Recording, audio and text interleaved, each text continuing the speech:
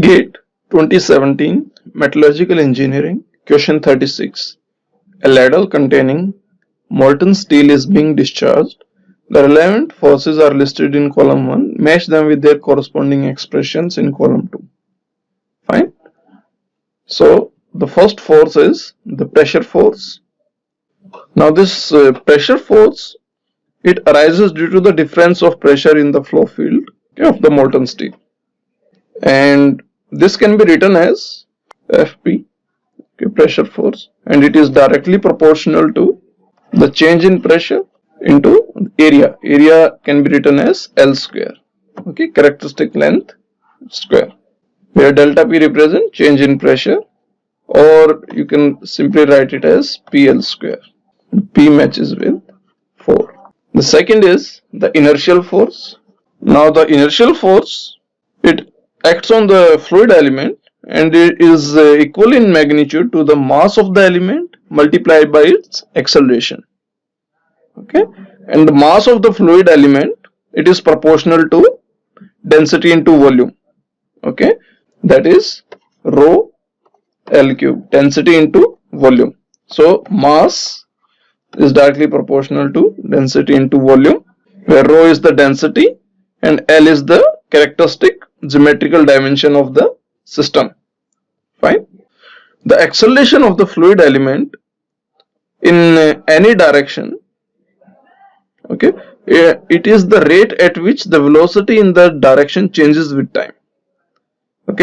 And therefore it is proportional in magnitude to some characteristic velocity divided by some specified interval of time. So time interval is t and it is proportional to the characteristic length divided by the characteristic velocity.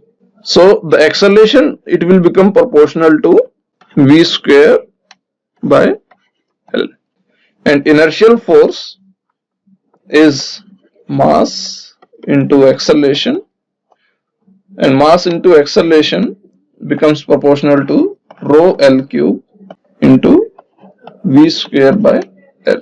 That is, the inertial force becomes proportional to rho L square v square. So the inertial force becomes proportional to rho L square v square, where v is the characteristic velocity and L is the characteristic length and rho is the density. Next is the gravity force. Gravity force Fg. Now the gravity force that is acting on the fluid is equivalent to its weight. Weight is mg. It is directly proportional to the weight, and weight is mg, where, or what is mass? Mass is density into volume into gravity. So gravity force is directly proportional to rho L cube g. Got it? Last but not the least, viscous force. Now the viscous force, it arises from the shear stress in the flow of the fluid. So therefore the magnitude of the viscous force, it can be written as shear stress into the surface area over which the shear stress acts, and the shear stress is nothing but viscosity into rate of shear strain.